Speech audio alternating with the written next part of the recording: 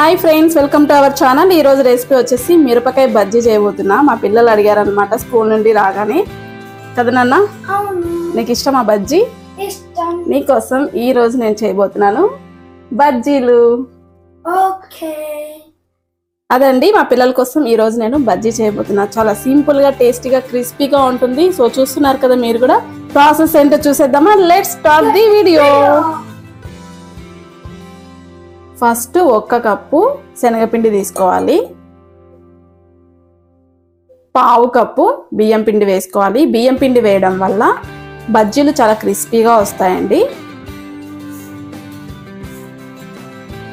కొద్దిగా వాము వేసుకోవాలి. సరిపడా ఉప్పు,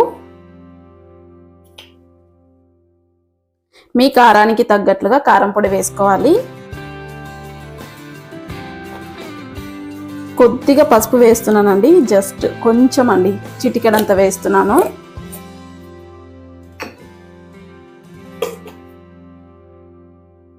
కొంచెం 1/2 టీ స్పూన్ అంత వంట సోడా వేస్తున్నాను.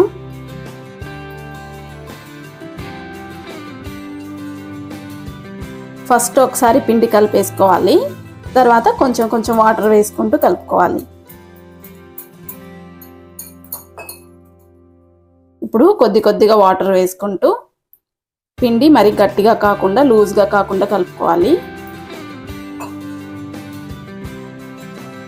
చూడండి, పిండి ఇలా కలుపుకోవాలి. మరి లూజ్గా ఉంటే కూడా మనకు బజ్జీ సరిగ్గా రాదనమాట. బ్యాటర్ ఇలా ఉండేలాగా చూసుకోవాలి. మరి గట్టిగా ఉన్నా కూడా, మరి గట్టిగా ఉంటే పిండి పచ్చి పచ్చిగా ఉంటుందండి. సో ఇలా కలిపేసుకోవాలి. మనకు సాల్ట్ సరిపోలేదనుకో ఇప్పుడే ఒకసారి చెక్ చేసుకొని మళ్ళీ కూడా వేసుకోవచ్చు. నేను వేసిన సాల్ట్ బాగా సరిపోయిందండి. ఇప్పుడు ఈ బౌల్ పక్కన పెట్టేసి ఇప్పుడు మనం బజ్జీలు కట్ చేసుకుందాము. బజ్జీలు చేసుకోవడానికి ఇలాంటి పొడుగ్గా ఉన్న మిరపకాయలు అయితే బాగుంటాయండి.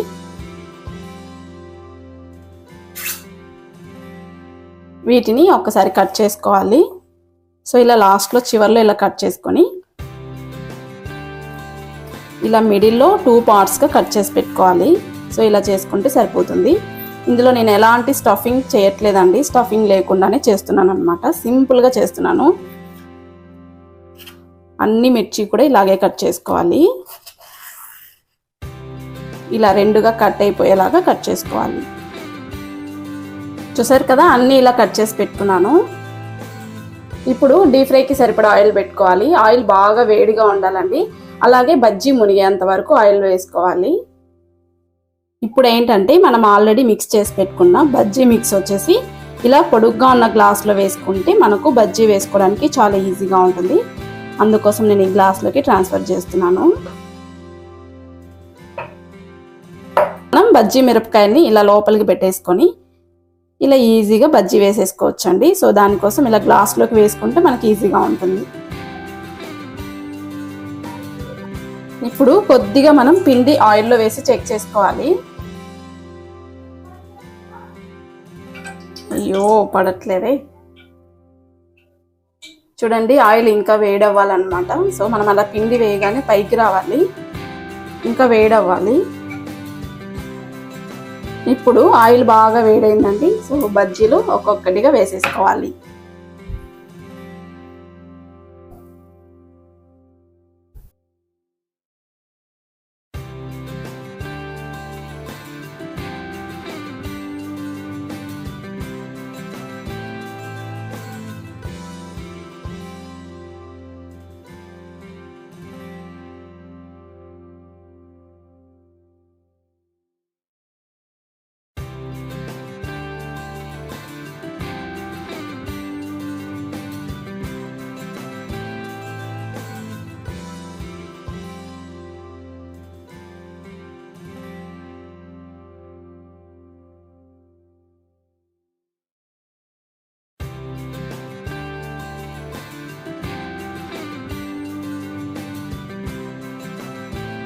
అంతే, టేస్టీగా క్రిస్పీగా ఉండే బజ్జీలు రెడీ.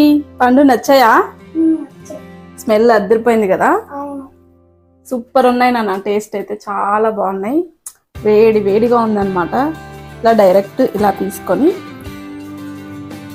ఇలా కొరికి తినాలన్నమాట. సూపర్గా ఉంటుంది. నాకు వీడియో తీయద్దు. సూపర్గా ఉన్నాయి. చూడు ఎంత క్రిస్పీగా వచ్చాయో. సూపర్ ఉన్నాయి పండు. వేడిగా ఉన్నాయి.